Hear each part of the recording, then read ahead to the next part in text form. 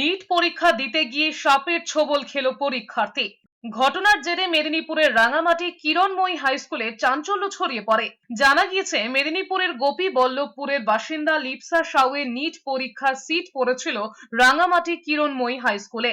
পরীক্ষা শুরুর আগে বাথরুমে গেলে সেখানেই লিপসার পায়ে সাপ ছোবল মারে। মেয়ের চিৎকারে বাবা মায়ের পাশাপাশি অন্যরাও এসে লিপসাকে উদ্ধার করে মেদিনীপুর মেডিকেল কলেজ হাসপাতালে নিয়ে যায়। সেখানে তার চিকিৎসা চলছে। তবে সাপ কামড়ানোয় পরীক্ষা দেওয়া হয়নি লিপসার।